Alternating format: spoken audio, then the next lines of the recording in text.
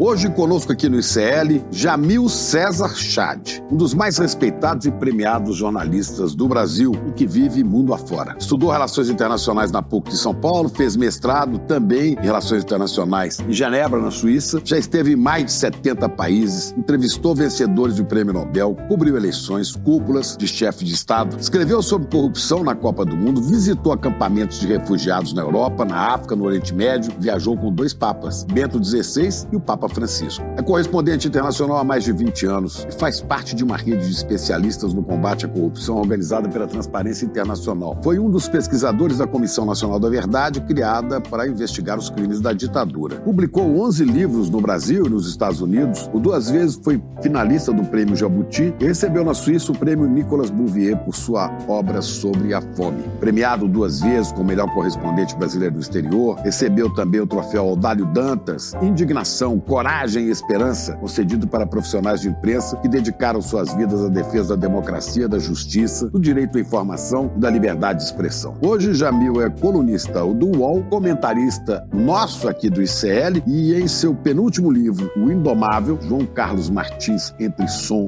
e Silêncio, ele fala de um dos maiores pianistas e intérpretes de Bach do mundo.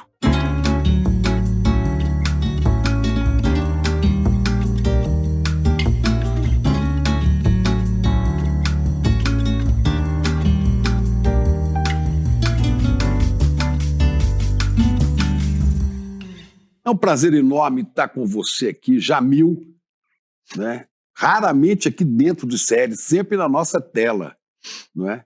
Prazer todo meu, Chico. Você gosta de ver aqui também, né? Juntar com a turma. Isso é o jornalismo. A vida no jornalismo também é redação. Eu adoro. Redação e rua. Exato. 2 R's, né? Exatamente. E você não pensava na sua vida em ser jornalista um dia, né?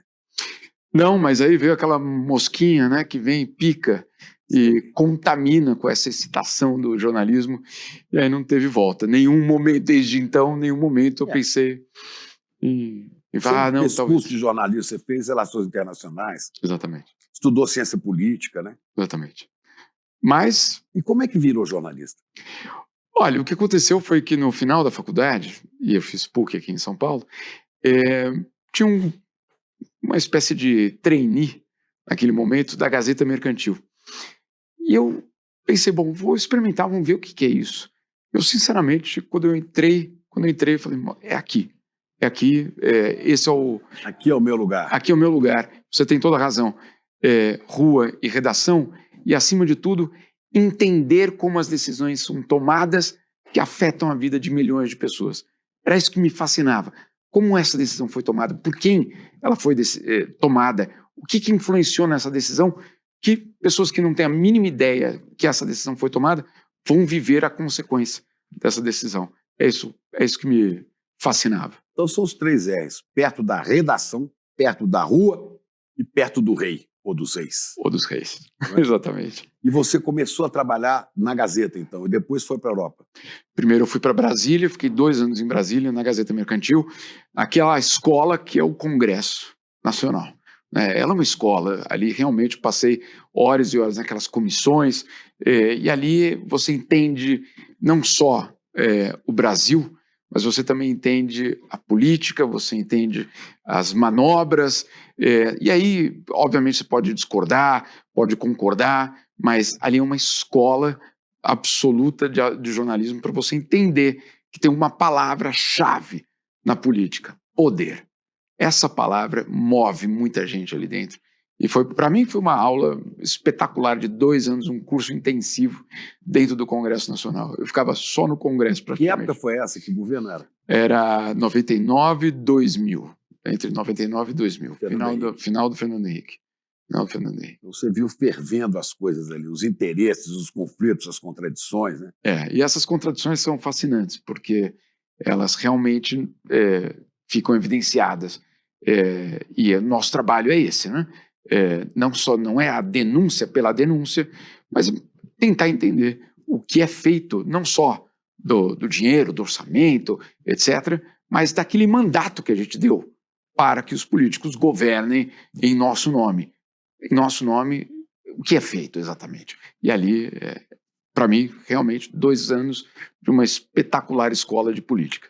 Eu diria que eu diria não, qualquer um que te conhece sabe que você é um jornalista progressista, como se fala hoje, né? Um jornalista que expande o conceito da dignidade humana para além dos interesses do mercado. Mas você se formou na PUC, Isso, São Paulo, que é uma escola de elite, absolutamente. filho de médicos, né? Sim, Filho de médicos, sem classe nenhum... média alta.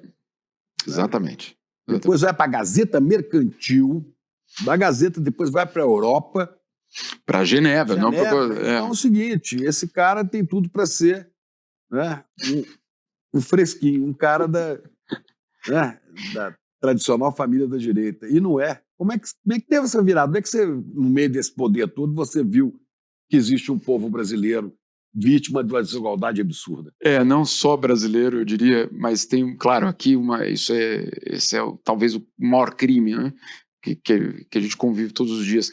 Mas tem um elemento que me indignava muito, e me indigna ainda muito, é o fato de que no mundo existem recursos para resolver quase todos os problemas sociais que a gente possa imaginar. Esses recursos existem e talvez por vir desse caminho, eu sempre vi que não faltava dinheiro, Chico. Não falta dinheiro. Vou te dar um exemplo. Mas tem muitos que não veem isso, que acham que o mercado é o que interessa. E que o dinheiro não falta, mas tem que estar em poucos bolsos, né?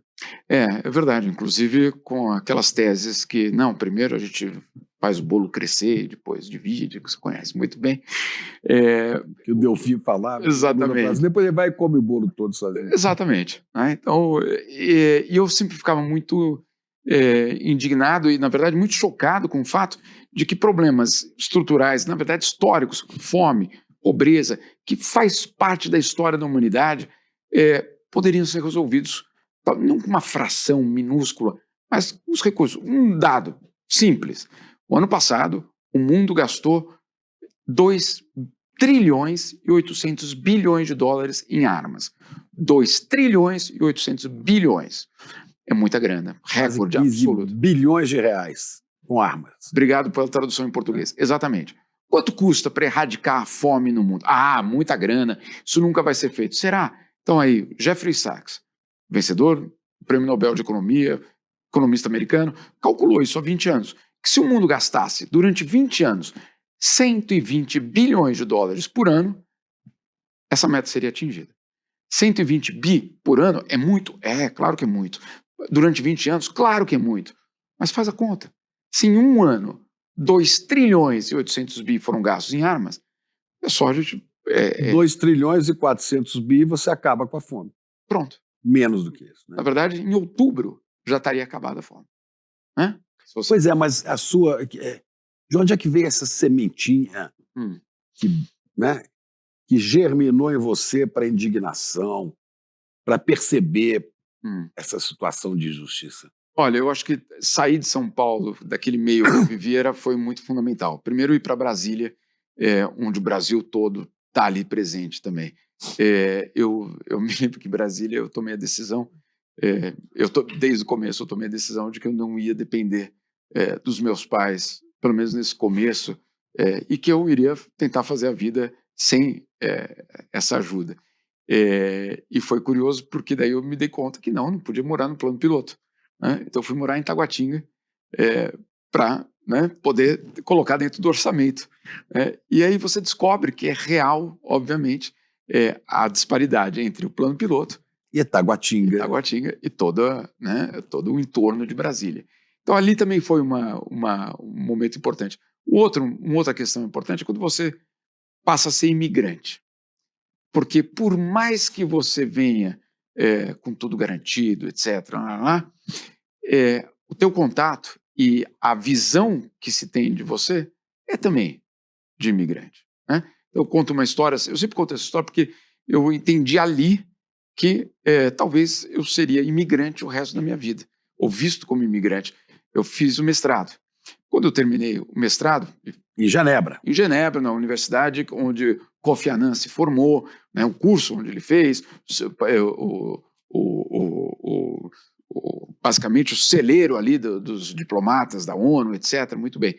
Quando eu acabo o mestrado, pensei, bom, de repente eu faço doutorado aqui também. E eu fui procurar o professor, que tinha me dado uma nota muito boa para o mestrado, que nunca tinha tido nenhum problema. Eu falei para ele, professor, eu gostaria de fazer o doutorado. E a resposta dele foi, por quê? Você precisa de visto para ficar? Aí você fala, eu me levantei e fui embora. Né? Mas você entende que ali você vai ser sempre o outro. Né? E aí, tá, é realmente uma visão que claro que aqui você não vai ter. Né? E na minha condição ultra Eu não privilegiada, pertenço a eles. não, Bacurau é aqui, velho. exatamente. Então você vai formando colocando esses pedacinhos juntos e entendendo que, ok, existe um elemento que é a desigualdade, que é profunda e que eu acho, sinceramente, Chico, é o grande desafio da humanidade. Se isso for resolvido, tem tantos outros elementos que se encaixariam. Por exemplo, fluxo migratório, a questão, inclusive, ambiental, a questão, obviamente, das condições de vida. E o século XX foi o século da expansão de direitos. Então, ainda como dado, em 1900, de cada 10 pessoas no mundo, 7 eram analfabetas. Em 1900, de cada 10, 7. Em 2020, de cada 10, 2 só são analfabetos. Então, realmente houve uma expansão. Expectativa de vida. Em 1900, expectativa de vida no mundo, a média mundial, era de 47 anos de idade. Expectativa de vida. Em 2015, era de 70 anos. Isso foi porque inventaram o antibiótico. Também. Mas foi porque houve um processo fundamental de expansão de direitos. Se aquele antibiótico ficasse só na classe privilegiada, na elite do mundo, você não teria tido uma expansão da expectativa de vida. O que a gente viu foi uma expansão da expectativa de vida, não por conta só do antibiótico ou do remédio tal, etc. Foi por conta da garantia de direitos. Isso foi a revolução do século XX. Então, por que não continuar e terminar esse processo? E o direito ao conhecimento também, né? Porque as pessoas sabendo, elas lutam pelos seus direitos. Né? É perfeito, porque você só mobiliza quem tem, obviamente, a possibilidade de entender o que ela tem a perder também. Né? Então, esse conhecimento é fundamental. Não há democracia sem uma sólida aposta na educação. Não há. Pois é, agora você ficou 20 anos na Europa, né? 24. 24, e agora está 1 ano nos Estados Unidos. Isso. Né? Isso. O que você está vendo agora nos Estados Unidos? O imigrante está sofrendo, o estrangeiro sofre, né? Eu estou vendo uma distopia. Eu nunca imaginei, sabe, ver o que está acontecendo nos Estados Unidos. Conta alguns episódios que você presenciou, porque a gente vendo aqui notícias já assusta muito.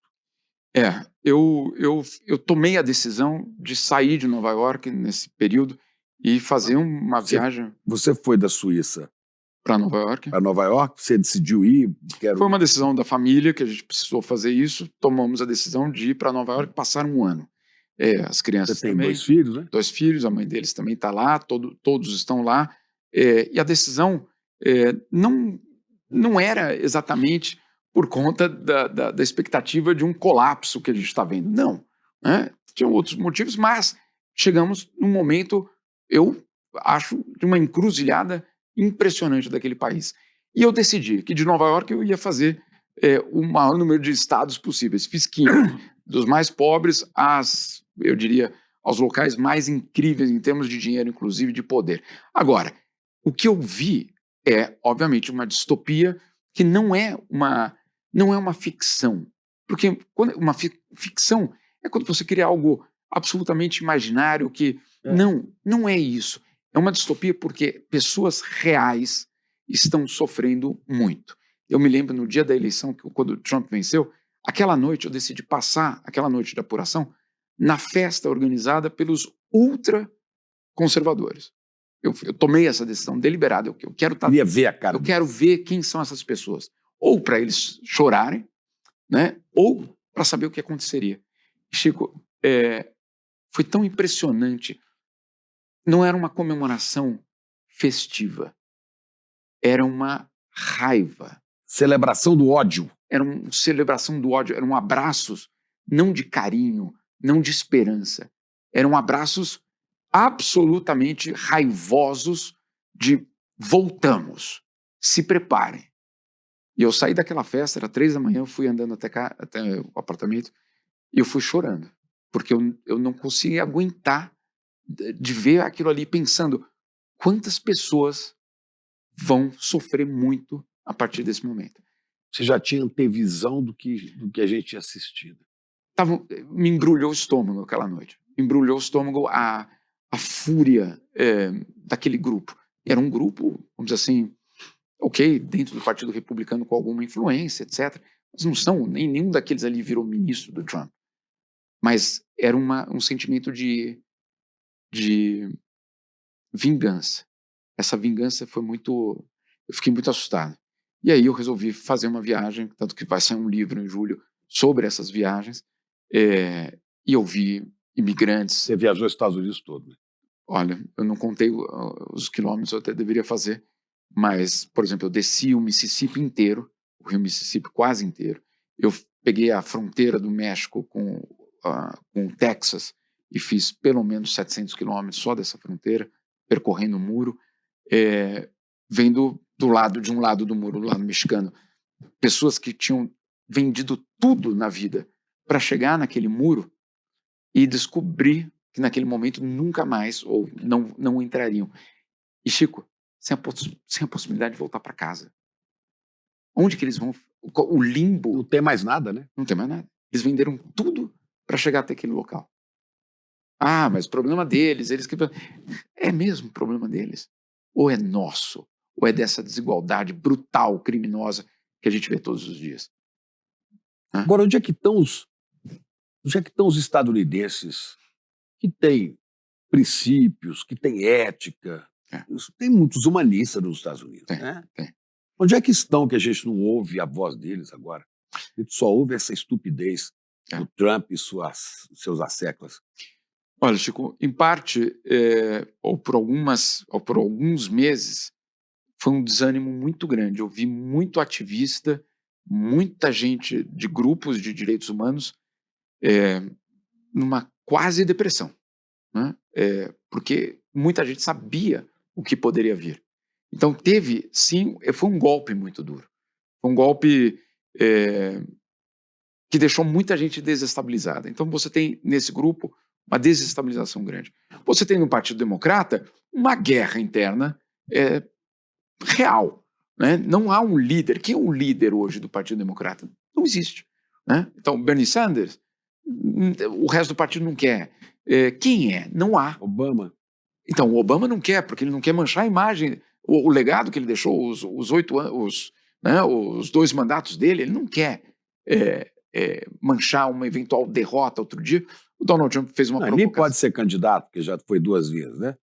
Então, mas aí... Mas ele poderia ser um timoneiro. Exato. Mas aí não quer sujar a mão com as entranhas do partido. Então, você tem ativistas desestruturados, o partido em guerra. Os imigrantes, que poderiam ser aqueles que também poderiam estar nas ruas, não estão nas ruas porque temem serem presos, né? Então, você viu prisões lá? Vi. Eu vi não só prisões, como eu vi gente correndo de situações que sequer eram de prisões, Chico. Isso me impressionou muito. Por exemplo?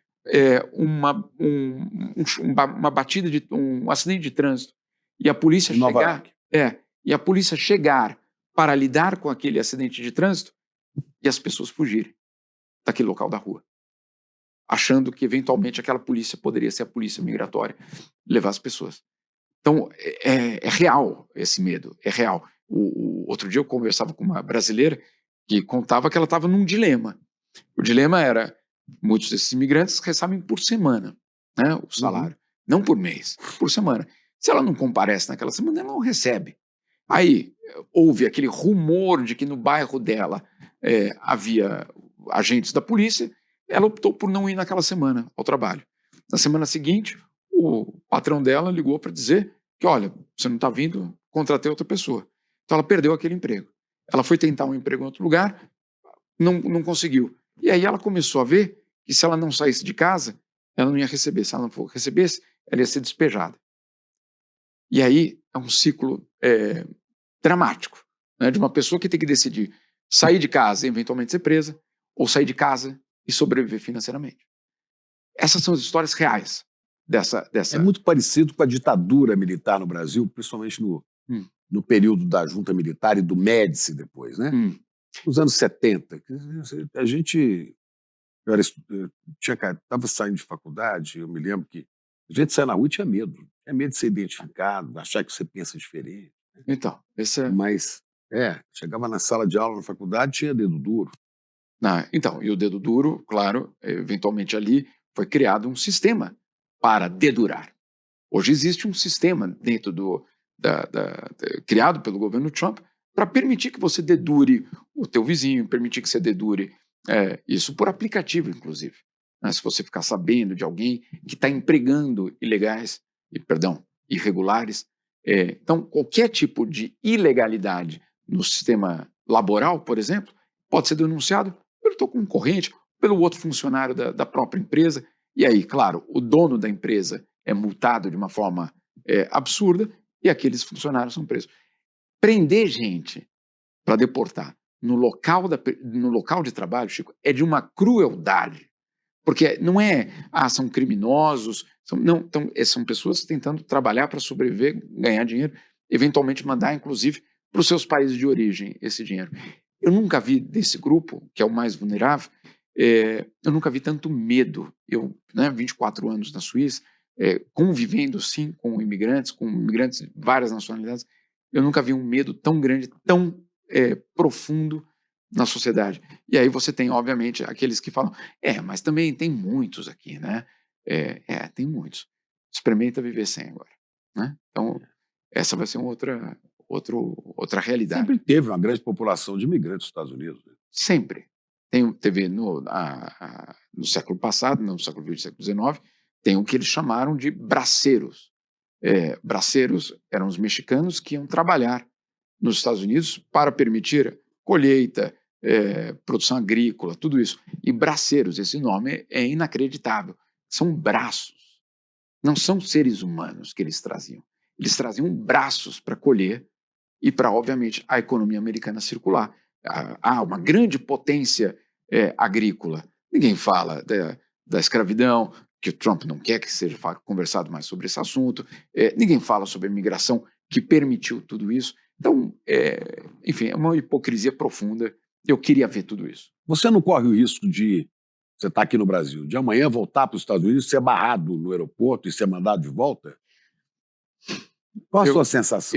Eu não vou abrir mão, mas eu sei que... Você acha que está correndo esse risco? Eu acho que todo mundo está correndo esse risco. Todo mundo que tiver algum tipo de posicionamento mais enfático em relação ao governo tem, sim, esse risco. Esse risco eu diria, ele acontece em dois níveis. O nível do risco real de que o seu visto ou expirou, etc, tal, ok? Mas também existe a autocensura, é o que a gente chamaria de autocensura no jornalismo. Para que eu vou me envolver nisso? Não é meu país, não tenho nada a ver com isso. Vou viver minha vida aqui, vou escrever sobre coisas, entre aspas, simples, tarifas, né? Vou tocar com esse barco, nessa onda e ficar na boa. Agora, o que está em jogo nos Estados Unidos não é a democracia nos Estados Unidos, é no mundo inteiro. Se funcionar o desmonte da democracia lá, acabou a trincheira não é que lá é a democracia perfeita. Não, de jeito nenhum. A democracia perfeita é na Finlândia, em outros lugares, e nem é perfeita.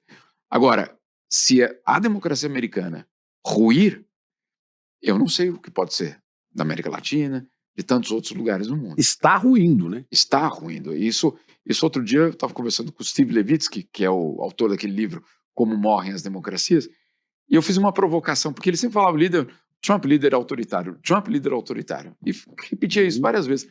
Falei, professor, desculpa, por que o senhor chama o Trump de líder autoritário? Provocando, né? Ele falou, Jamil, o que mais falta ele fazer para ele ser chamado de líder autoritário? É verdade.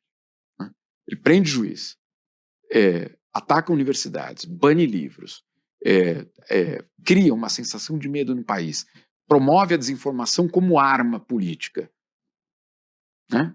Coloca a religião dentro do Estado e diz que esse negócio de separação entre Estado e fé, isso vamos deixar para trás. Agora a fé pode estar... É um desmonte muito bem organizado. Acho que essa é outra questão que eu acho que eu estou vendo ali no lugar Se avançar, será chamado de ditador, porque falta pouco. Falta pouco. Né? Com o agravante de que você tem uma sociedade que não reage, que não reagiu ainda. Eu acho a mídia americana também não reage assim, né? A mídia americana, a mídia profissional tem sido muito eficiente no desmonte das mentiras, ok? As TVs e os jornais. TVs e jornais muito eficientes em desmontar todas as mentiras. Mas não denunciam isso que você está falando aqui. Exatamente. Não. Isso eu não tenho visto, não dessa forma. E você não tem visto Steve Levitsky na televisão dizendo, gente... Nós estamos vivendo aqui pré-ditadura. Exatamente. Isso aqui está sendo desmontado. Quando é que... Né? Claro, Nova York, um local muito mais progressista que qualquer outro lugar dos Estados Unidos, tem manifestação, eu vou na manifestação, mas uma cidade de 8 milhões de habitantes tem uma manifestação de 10 mil pessoas. Né? Eu tenho a suspeita de que, enquanto não tocar no bolso, pode ser que a gente não veja alguma coisa mais profunda nos Estados Unidos. Não sei. Mas é uma impressão muito preliminar minha. A vida dessas pessoas ainda não mudou, Chico. Bom, mas estabelecendo uma comparação, não pode nem ser comparado, mas para você ver o comportamento, né, na Argentina tocou no bolso de muita gente. Perfeito. E, no entanto, você não vê. Perfeito. Uma reação, como você disse, né? Perfeito. Tocou no bolso e não resolveu. Você tem toda a razão. Eu não sei, eu acho que também tem um aspecto de ser uma novidade para eles, esse desmonte. Esse desmonte nessa velocidade é uma novidade para os americanos, principalmente dessa geração pós-macartismo. Macartismo, sim, havia toda aquela questão. É o senador McCarthy que perseguia aqueles que julgavam comunistas lá nos anos 40, 50. Né? Exato, que julgava comunistas. Né? Então, dessa vez, que julga ser um criminoso ou uma ameaça à nossa sociedade, Agora, eu não vejo um cenário muito, eu diria, sólido, enquanto o Partido Democrata, enquanto o sistema político também não reagir e dizer esse aqui, ou esses aqui são os líderes de uma reação, de um movimento de reação. Precisa também haver. Não tem essas pessoas. Não tem. Essas pessoas ainda estão disputando espaço para saber quem é o novo porta-voz do partido. E esse porta-voz ou essa porta-voz não tem aparecido. Ou tem aparecido. Bernie Sanders com a Alex fazem eventos importantes, mas eles não são chancelados pelo Partido Democrata. Então ainda você vê vacilo. Vacilo, inclusive com acusações internas, né? Kamala ainda acusando Biden de ter demorado muito para, né, deixar o espaço. Biden ainda dizendo, se eu fosse até o final eu ganharia.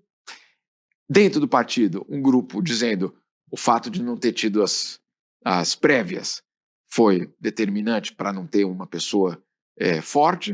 Então, assim... O problema não é esse. O problema é que havia um ambiente favorável, né, ao surgimento dessa loucura toda. Exato. Né? Exato. Como aqui, como há na Hungria de Orbán. Né? Exatamente. Quer dizer, o DNA é o mesmo, né? O DNA do neofascismo. Exato. Perfeito. É o mesmo. É o mesmo, porque inclusive o que existe é uma sociedade que se deu conta que o mito do sonho americano acabou, porque ele acabou. Esse mito, ele não consegue ser substituído por nada neste momento. São dois mitos, né? O sonho americano e o destino manifesto. Então, é quem somos nós e quem somos nós no mundo. Esses dois mitos se desfazem. E aí, o que fazem? Os grupos neofascistas, de extrema-direita, ultraconservadores, se apresentam como os atalhos, as soluções. Olha, aqueles partidos tradicionais, inclusive o republicano tradicional, te traiu. olha só a tua vida, você é um perdedor da globalização, você é um derrotado da globalização. Eu sou a solução, eu, charlatão, mentiroso, etc, etc, sou a solução. E aqui, vamos lá. Então você chega em umas regiões ultra... Atacam os próprios republicanos, né? Sim, Como fazendo né, total. uma mudança para cá, você vê o pessoal da extrema-direita ataca a TV Globo, Globo lixo, comunista. Né? Exatamente. É assim que eles veem, né? Exatamente. E aí, esse caldo que estava formado porque o Trump chega. Trump não vamos dizer assim, o causador. Ele é o resultado desse processo de colapso desses dois mitos e que, obviamente, esse movimento, com muita inteligência, com muito dinheiro e com uma ambição de poder inacreditável, vai lá e estabelece o seu lugar. Você sente esse risco aqui no Brasil?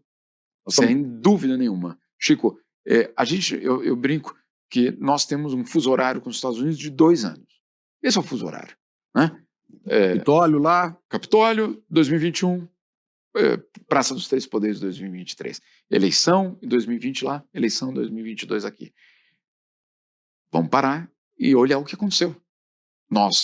Não há como dizer que surpresa. Não há como dizer isso. Então, se nós não entendermos que o que está em jogo é um projeto de desmonte da democracia, como aconteceu com o Trump, vamos ficar aí ainda o quê? Os progressistas todos numa cacofonia total? Não. Se a gente não entender que do outro lado vai vir algo extremamente perigoso, a gente vai perder tempo de novo. Quando acordar, eventualmente a gente já está com um Trump da vida também na América do Sul. Os Estados Unidos, eu conversava com um diplomata americano, ele colocou o seguinte, que existem 3 eleições críticas para eles nos próximos meses na América Latina.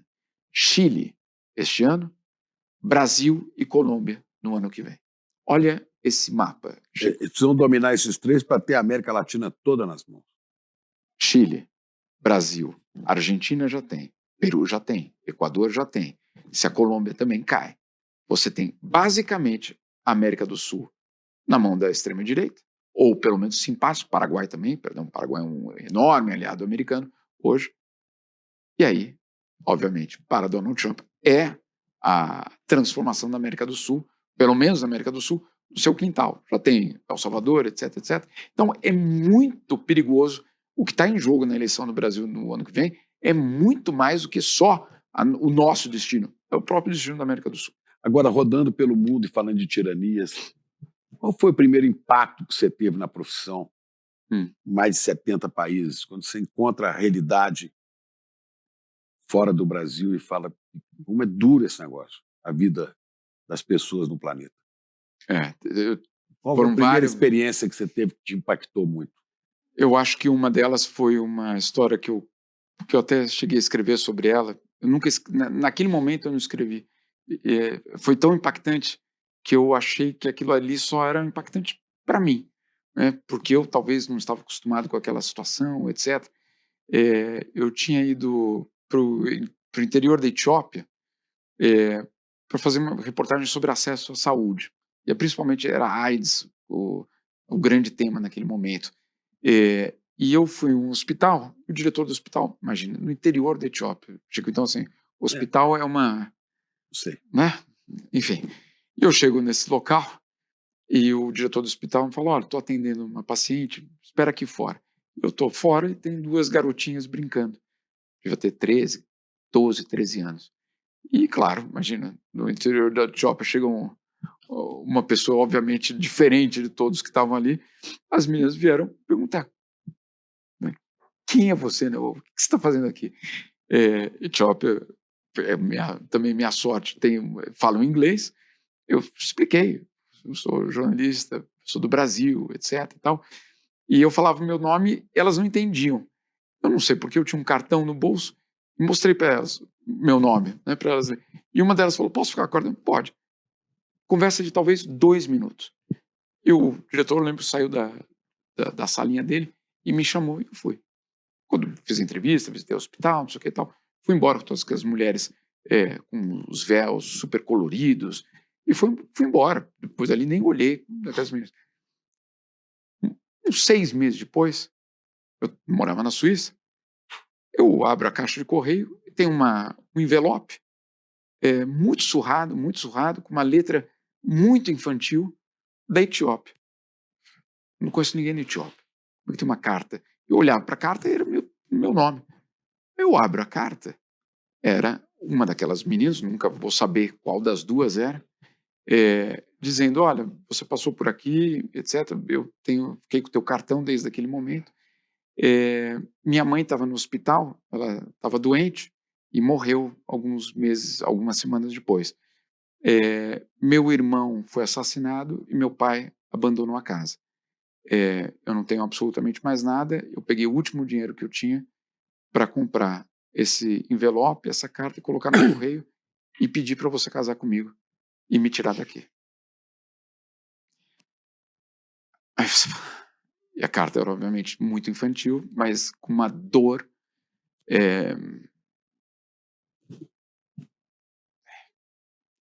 aquelas coisas que você não pode acreditar que alguém, né?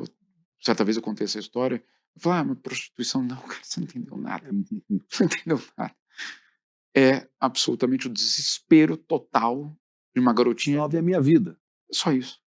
E ela colocava na carta, eu sei cozinhar, eu posso cuidar da sua casa, não sei o quê, basicamente por favor, resgate daqui.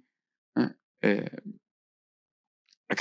Que é coisa que te dá E a sensação da impotência. total. Né, você não pode fazer total. nada, o que eu vou fazer? Eu fui na Unicef.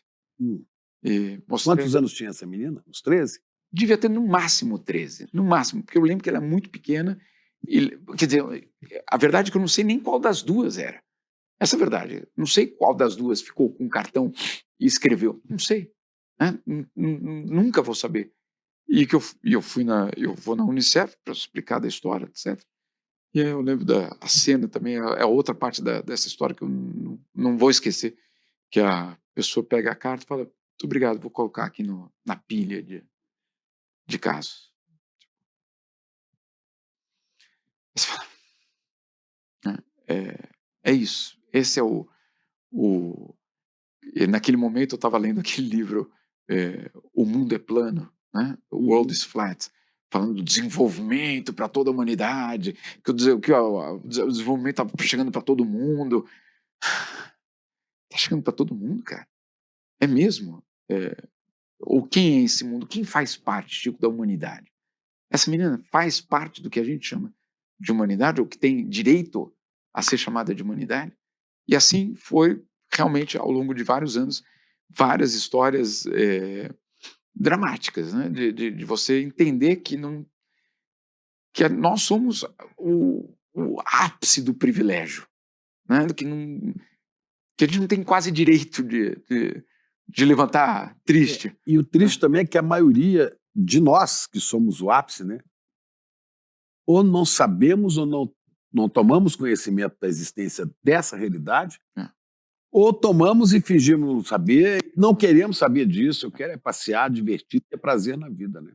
Que não é um crime, né? Não, Todos nós queremos. Mas eu não posso ignorar que existe. Não posso.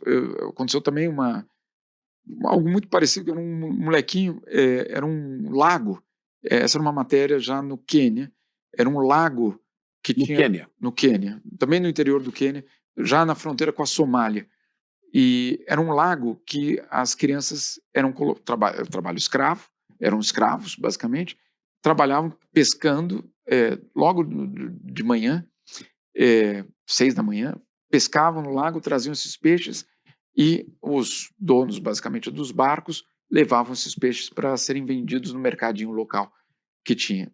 E aquelas perguntas que você faz sabendo que a pergunta já foi errada, mas basicamente vocês estudam, tem escola aqui em volta, tem alguma coisa aqui? E todos me olhando assim, tipo, do que você está falando, né? Eu me lembro, tem outra cena assim que eu não consigo esquecer, que num dos barcos tinha 2 meninos e um chorava muito. E devia ter, sem brincadeira, 6, 7 anos, o menino, remando. Eu lembro de ter Remando. remando, enquanto o outro pescava. E o que chorava era o que estava remando. E eu pensava que ele estava remando porque ele estava cansado de remar. Estava chorando porque tá... Perdão, eu pensei que ele estava chorando porque ele estava cansado de remar, ou cansado daquela situação, estava meio friozinho, né? E eu comecei a, claro, tentar chegar mais perto, perguntar, não sei o que e tal. E aí um deles, um dos meninos maiores, me fala assim: não pergunta não, porque ele, na verdade, ele foi estuprado essa noite por um dos donos dos barcos, por isso que ele está chorando. Como é que pode? Você fala, Aí você fala, eu tenho filho. cara, Você sente a coisa próxima, né? é real, é tudo real, não é. Então, quando a gente ouve, né, de uma ala, talvez, que opta por não saber ou não querer saber disso, de que, eles são pobres porque eles querem. Eles são pobres porque não trabalham o suficiente. Só a meritocracia garante. O que é? Como é que a gente chegou num momento em que um discurso desse vinga? A gente não entendeu a circunstância que o outro vive, né? É, é. Tá muito, realmente é a parte mais, eu diria, pesada desse trabalho, mas que eu não abro mão de denunciar, de falar. Mesmo nos Estados Unidos, minha opção agora não foi para ficar nas conferências nos hotéis 5 estrelas. Eu optei por ir a locais que eu sabia que existia, Você vai cobrir essas conferências, as cumbres, né? sem As dúvida. cúpulas, e você sempre se desloca para ir para onde está o povo. Eu tento fazer isso para entender, primeiro, qual é a relação daquela cúpula com aquele evento, com aquela realidade. Às vezes, nenhuma, né? Ou muitas vezes nenhuma. E também para entender, para tentar entender que aquela decisão que vai ser tomada ali, se aquilo um dia vai chegar para aquelas pessoas. Então, eu já fui criticado, inclusive, quando numa dessas conferências, que era de combate à pobreza, o almoço foi servido lagostas, né? E uma das diplomatas, não era brasileira, apareceu com uma bolsa ultra cara, não vou falar nem a marca, porque não precisa, né? 30 mil, 40 mil. Mas ela tem direito a ter aquilo? Claro que ela tem. Mas todo mundo gosta de lagosta? Todo mundo gosta de lagosta. Mas você acha que é certo ir numa conferência sobre pobreza com aquela bolsa? Ou que um rapaz use um terno não sei qual? Mas ele não quer dizer que ele... Não quer dizer isso. Não estou dizendo isso. Não estou dizendo que você não... Todo mundo gosta de um vinho bom. Todo mundo gosta disso tudo. Agora, tem lugar para isso, né?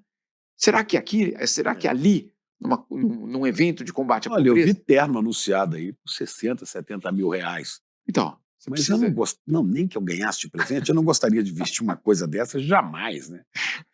É. Porque Então, não é que todo mundo gosta também, não. A gente não gosta desse tipo de coisa, né?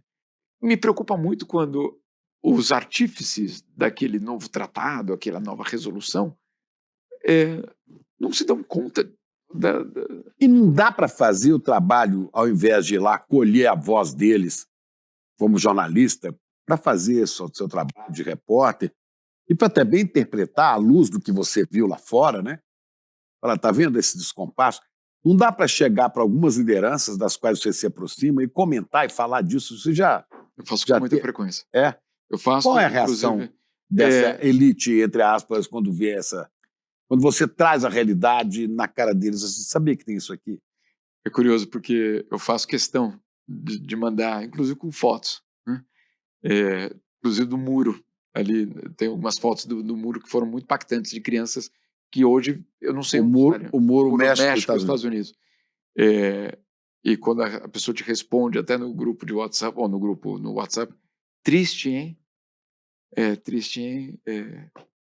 Mas Não é só triste, né? é igual Gaza. Eu não consigo entender como você vê a brutalidade, olha, só comparável do nazismo Hum, nos campos de concentração e Auschwitz, hum. né? E você vê isso acontecer aos montes em Gaza. É. Né? E as pessoas falam assim, triste isso. E não é comigo.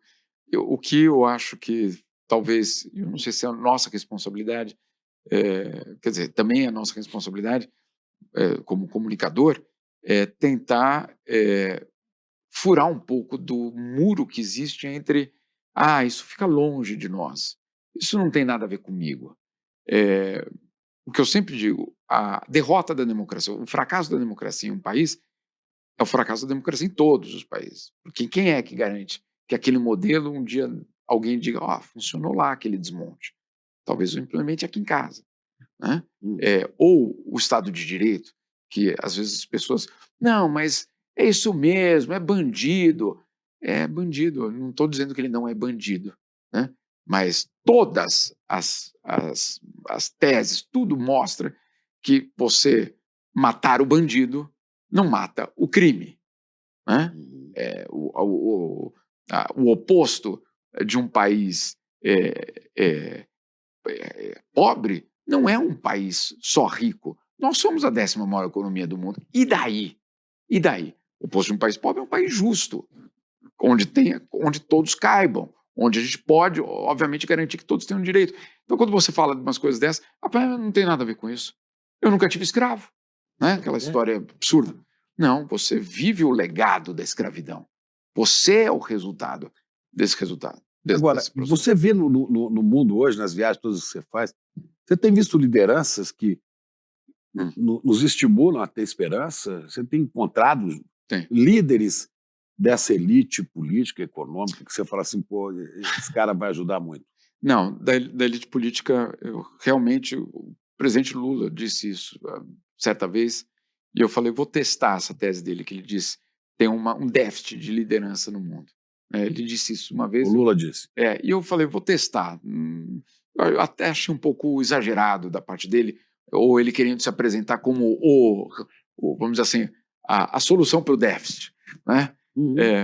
Vou testar e vou ver se isso existe. E Chico, ele tinha razão. Tem um déficit de audácia. A liderança, por liderança existe. Né? O Macron é uma liderança, ok? Né? O Putin é uma liderança. O Xi Jinping é uma liderança. Agora, a audácia de reinventar o futuro. Isso eu não tenho visto. E o Lula como liderança, que força teria para fazer alguma coisa? Ele tem essa força ainda. Eu vejo ele ainda com essa força. E eu vejo isso ele com a credibilidade lá fora para fazer isso. O problema é que... É respeitado mesmo. Sim, não há nenhuma dúvida. Não é uma... não é uma... Vamos dizer assim, uma narrativa dos progressistas brasileiros dizer que ele tem essa posição. Ele tem essa posição. Né? Quando eu converso com diplomatas, embaixadores, ministros estrangeiros, é muito impressionante que todos sabem não só quem ele é, mas o que ele representa. Então, isso é uma prova de liderança. Agora, tem o déficit, no caso dele, não é ele, é um país que ainda não fez o dever de casa. Um país que precisa fazer o dever de casa para se apresentar ao mundo de uma outra forma. Mas que ainda tropeça nas suas contradições, na sua burrice, na desigualdade, na burrice dos ricos, né? Exato. A elite do atraso, como chama o professor Gessé. Né? Por que os ricos, por que a elite brasileira odeia tanto os pobres, né? Dos quais ela depende? 100%. E eu fico muito... Essa semana, no começo do mês, em Nova York, teve a Brazilian Week, né? Todos os empresários, governadores, gente aí da elite, né? Desembarcando em Nova York. O Cláudio Castro, Tarcísio. Todos eles. Pode fazer a lista. O Hugo Mota. Todos eles. Extrema-direita, o Centrão, tá lá. Toda. Com um discurso completamente descolado da realidade do Brasil. Né? Querendo apresentar um Brasil de investimentos, de um Brasil que você pode... Eu entendo, eu sei qual é a ambição daquele discurso para um investidor estrangeiro, mas aquele cenário, aquilo ali, não engana ninguém. Né? Enquanto a gente não resolver a questão da desigualdade, enquanto a gente não lidar com a questão ambiental de uma forma definitiva, e a questão, perdão, e a questão da desigualdade de forma definitiva não quer dizer resolver amanhã, mas é ter uma estratégia de Estado, não de governo, de Estado, para dizer, olha, em 2050, isso é o país que a gente quer. Isso eu não vi ninguém ainda colocar dessa forma, né? Vamos montar uma estrutura inabalável, uma estrutura que vai ser independente do governo. Vamos acabar com a pobreza e com a... Você não acha que a China pode ser um contraponto aos Estados Unidos e tá tudo isso que a gente está vendo aqui? Pode, sendo... Na verdade já é, né, Chico? A Eu China falo já é. contraponto como modelo de organização de uma sociedade. Sim, sem dúvida. A China pode ser, contanto que respeite as especificidades de cada um dos países. Eu não gostaria, e eu tenho... Não, eu estou dizendo assim, a China, no que ela deu certo, Sim, isso sem na dúvida. questão social, por Sem exemplo, dúvida. que tem dado certo, Sem dúvida. isso é uma inspiração, porque você pode arrumar um país também, né? Sem dúvida, sem dúvida. É a prova de que não Você é... já foi lá muitas vezes? Seis. Uhum. É a prova de que não é irreversível a questão da pobreza. Você pode lidar com ela.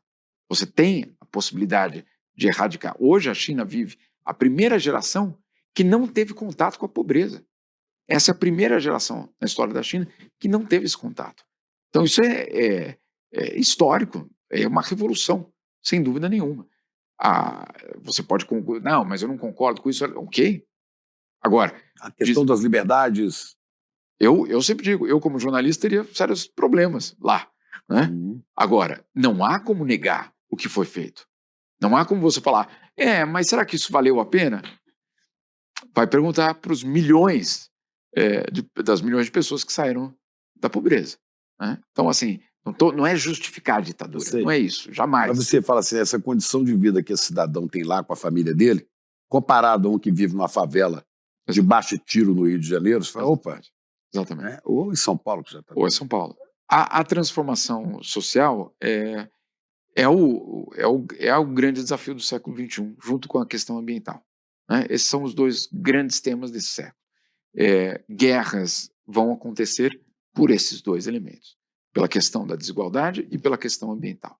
Esses dois serão os grandes motores, então, Do século XXI. do século XXI, sem dúvida nenhuma. Os dois grandes desafios do planeta. Por que não adianta você construir um muro, Chico, e dizer, pobres do mundo, fiquem para fora daqui? Uhum. Né? Você sabe que isso tem iogurte, validade de iogurte, né? Uma hora esse muro vai ser derrubado. Você falou no começo da nossa conversa aqui, você falou sobre os Estados Unidos, eu sou você amanhã, né? Daqui a 2 anos a gente pode viver, né, como o Capitólio foi num ano, 2 anos depois a gente teve o golpe do 8 de janeiro, o golpe não completado, podemos ter também uma guinada radical, extrema-direita no Brasil. Agora, seu feeling disso, não é que isso é um alerta que você está fazendo. Você tem esperança? Tem. Você acha que nós vamos conseguir vencer isso?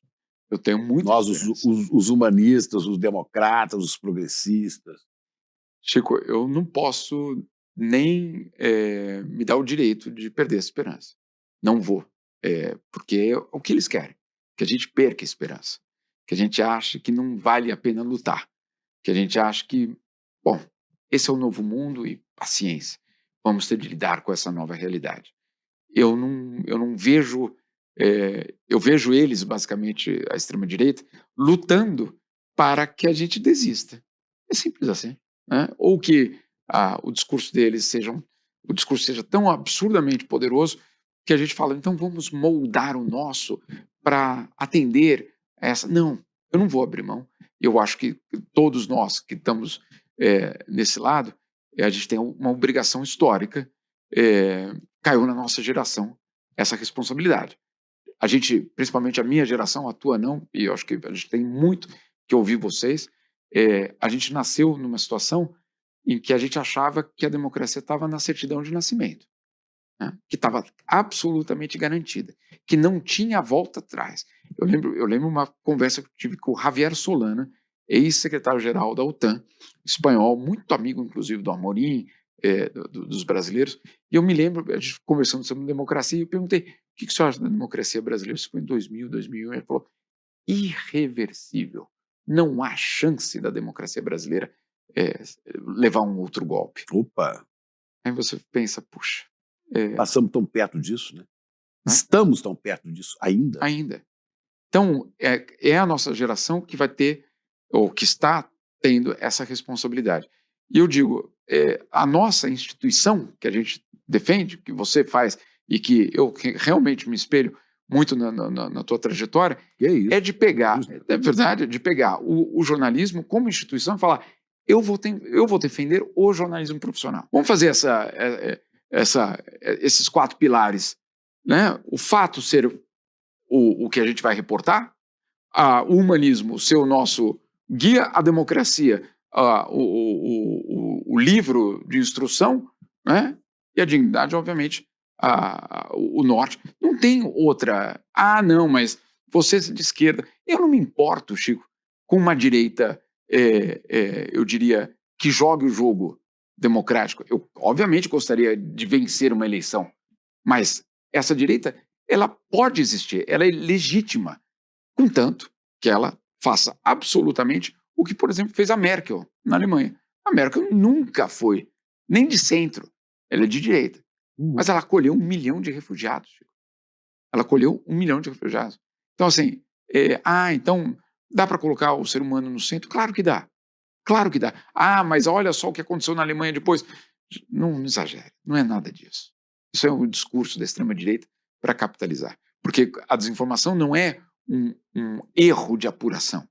Não é isso. A gente sabe muito bem. A desinformação é um instrumento de poder. É um instrumento de poder usado de uma forma brilhante. Brilhante, não estou elogiando, estou dizendo que é muito eficiente, por um grupo que quer chegar ao poder a qualquer custo. E no poder, desmontar qualquer tipo de controle externo. É isso que nós estamos lutando. É contra isso que nós estamos lutando. Você não começou o estudo e as coisas para ser um jornalista, e virou um brilhante jornalista. Agora, tem muita gente que hoje está entrando no jornalismo para fazer jornalismo. O que você diria para essa galera que está vindo aí? E que olha tanto para você e fala, pô, esse cara está mexendo com a minha cabeça. A primeira questão é saber se é o humano que está no centro da tua apuração ou se tem outra consideração. Né?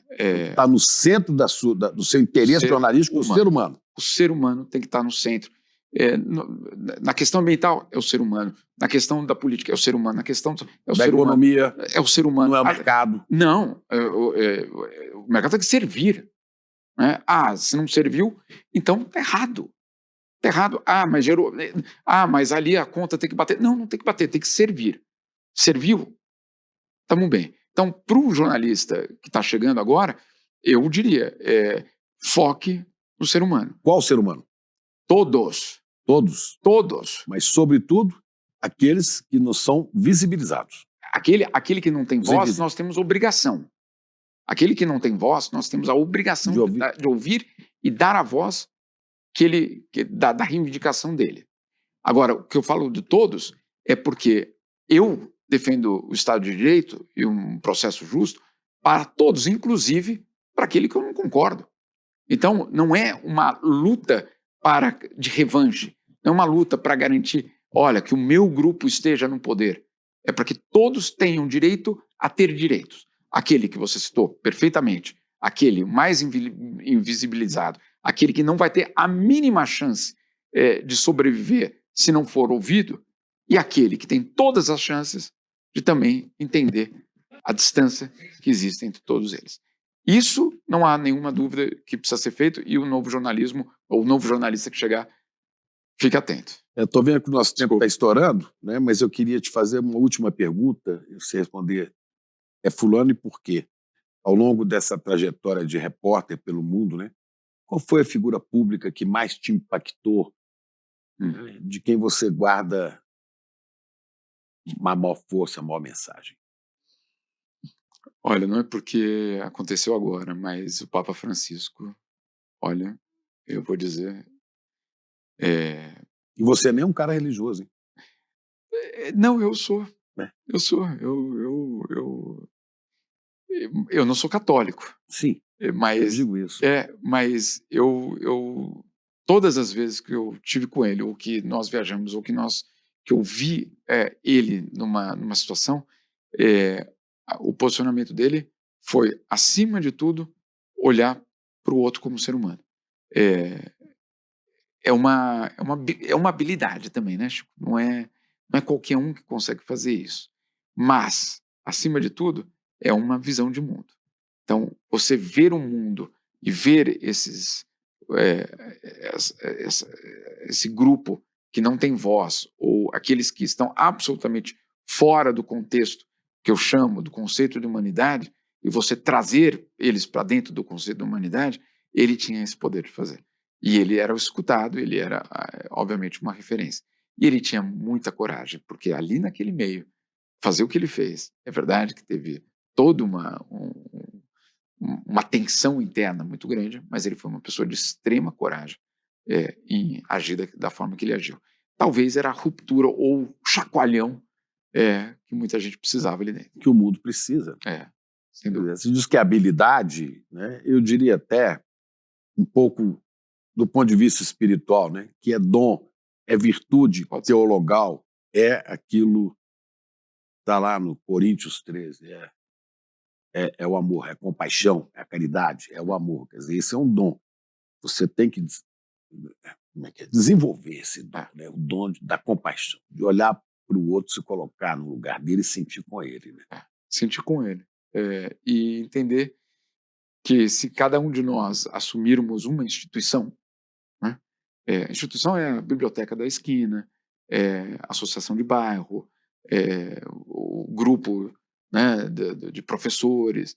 Se a gente defender uma instituição, não estou falando do STF. Uma causa. Né? Uma causa. Você, obviamente, não tem como dar errado. Se assuma uma instituição.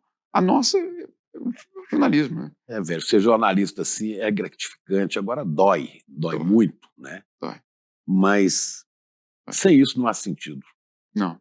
Senão, nem balança comercial tem sentido, Chico. Entendeu? Se você não colocar por trás da balança comercial, dos números da balança comercial, o que significou aquela exportação ou aquela importação. E aquela exportação significou o quê para quem? O Brasil está com superávit, incrível, não sei o quê. Chegou até o último da fila? Ou ficou ali? Mas tem que ir lá no fim da fila. Viu? Nossos colegas jornalistas, principalmente que estão vindo aí, né? Andar. A cabeça pensa onde os pés pisam. Sigam as pegadas do Jamil, né? Naqueles lugares onde as pessoas às vezes não gostam de ir. Você vai ser um grande jornalista. Obrigado, parceiro, companheiro. Aí. Bom demais. Vem aí a investigação mais detalhada que a gente já fez aqui no ICL. Eu, Juliana Dalpiva e o repórter Igor Melo vamos mostrar para você a confusa história do patrimônio do Silas Malafaia. E eu posso te adiantar que só em 2018 ele recebeu quase R$1 milhão da igreja dele. Dia 29 de maio, às 8 horas da noite, a gente vai estrear o documentário Império Malafaia e vai mostrar para você documentos e detalhes que ninguém tinha conseguido descobrir até hoje. Olá, eu sou a Juliana Baroni e tô aqui para te fazer um convite. Toda terça-feira às 19 horas tem o Precisamos Conversar, um programa de debates feminino. A gente tem que ver, tem que analisar, vale tudo por qual dinheiro, quem tem dinheiro e o que é dinheiro no país. Já foi mais ou menos uma cama. Aqui no Instituto Conhecimento Liberta e também nos canais do Eduardo Moreira. Então, você não pode perder. Um beijo, até lá!